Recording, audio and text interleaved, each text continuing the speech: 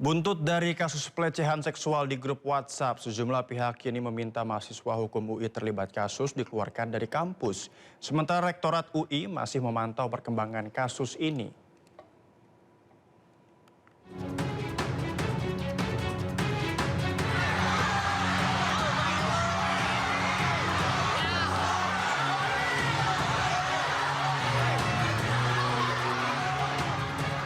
Keributan terjadi saat para mahasiswa terduga pelaku pelecehan keluar dihadirkan. Para mahasiswa yang berempati terhadap korban berteriak dan histeris usai kasus dugaan pelecehan seksual berbasis digital terjadi di lingkungan kampus Universitas Indonesia. Kasus ini mencuat setelah sejumlah tangkapan layar grup chat mahasiswa beredar luas dan menunjukkan adanya percakapan yang mengarah pada pelecehan verbal serta objektifikasi perempuan. Kasus ini pun menuai kecaman. Usai viral, BEM dan Dekanat FHUI menggelar forum persidangan terbuka untuk para pelaku pelecehan seksual. Kehadiran para pelaku disambut sorakan hadirin sidang.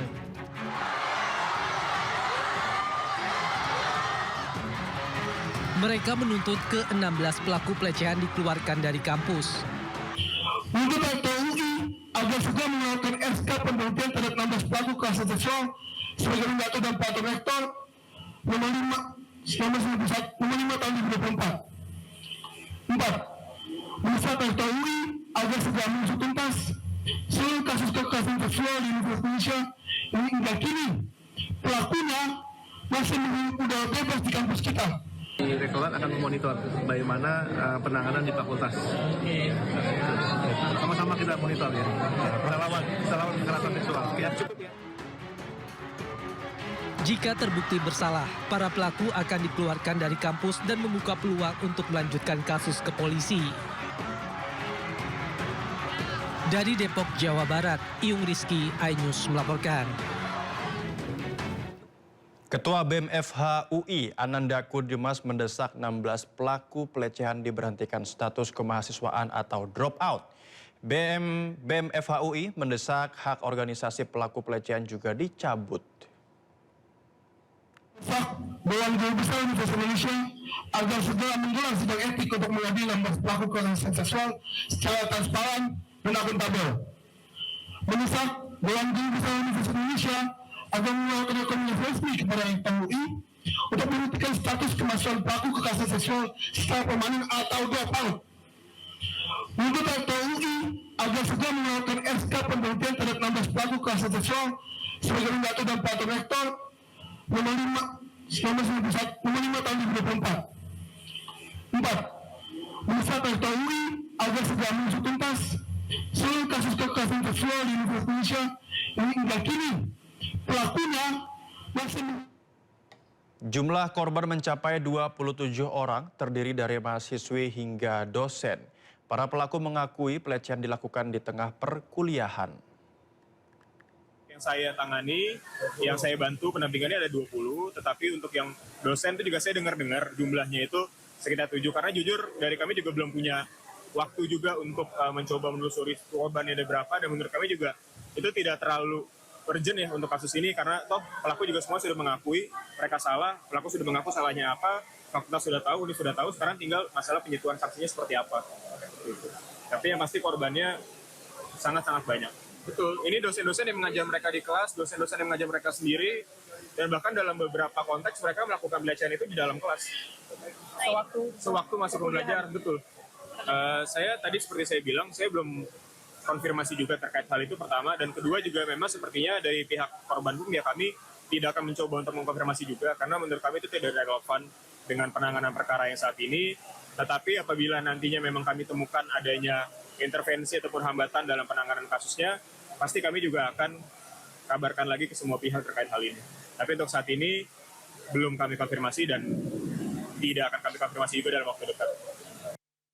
Kasus pelecehan melibatkan mahasiswa Fakultas Hukum UI belum selesai. Kini media sosial dihebohkan dugaan pelecehan grup chat melibatkan mahasiswa di lingkungan Institut Pertanian Bogor atau IPB.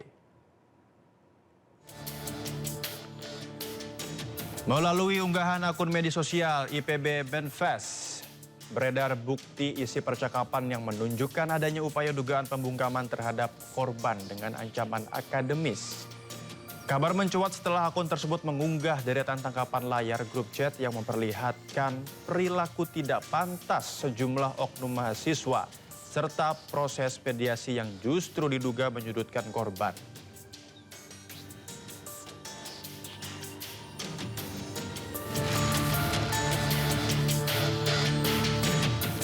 Dari akun media sosial IPB Benfest juga membuat panggilan terbuka untuk jajaran pengurus BEM IPB untuk mengambil tindakan tegas terhadap seorang mahasiswa yang diduga melakukan pelecehan seksual, kekerasan, serta pengancaman.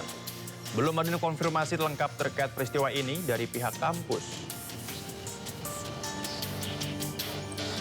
Sementara itu beredar video berisi konser orkes mahasiswa diduga di panggung musik ITB Bandung. Viral di media sosial, lirik lagu Erika dinilai menyerempet seksualitas.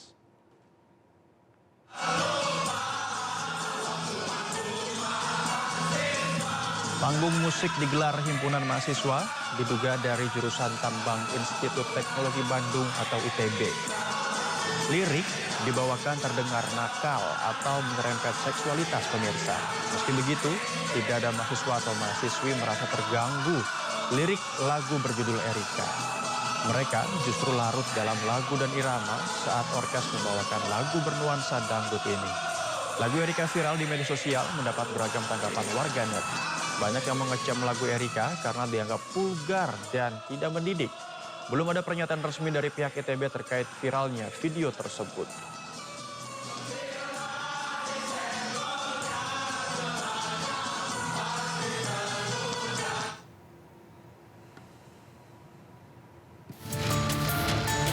Ya, pemirsa, atas beredarnya video tadi, berikut pernyataan sikap himpunan mahasiswa Tambang ITB.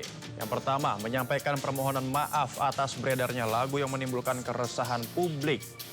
Orkes Semi Dangdut HMT ITB berdiri sejak 1970-an dan lagu Erika dibuat pada tahun 1980-an dan disadari sebagai kelalaian dengan perkembangan norma kesusilaan. Poin ketiga, mengakui konten penampilan tidak mencerminkan nilai yang harusnya dijunjung di lingkungan akademik. Yang keempat, video tersebut ternyata pemirsa yang viral di media sosial terkait lagu Erika tadi sudah beredar di media sosial pemirsa. Jadi kita lihat sebelumnya kita melihat bahwa ada kasus dugaan pelecehan seksual yang terjadi di kampus UI yang melibatkan mahasiswa Fakultas Hukum Universitas Indonesia.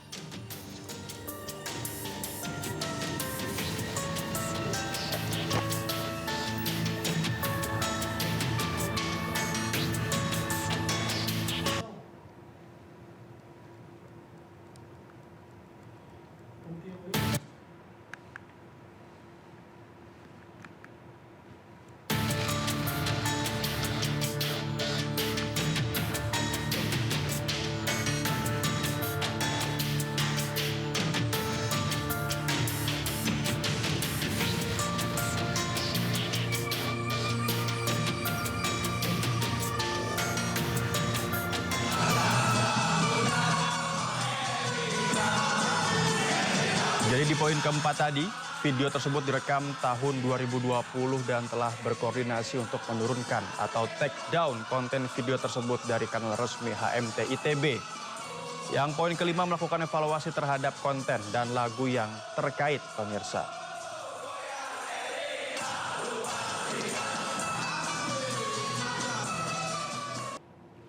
Seorang terpidana kasus korupsi tambang nikel di Kolaka Utara kedapatan keluyuran di luar rumah tahanan. Terdakwa dikawal sipir sempat mampir makan siang di warung.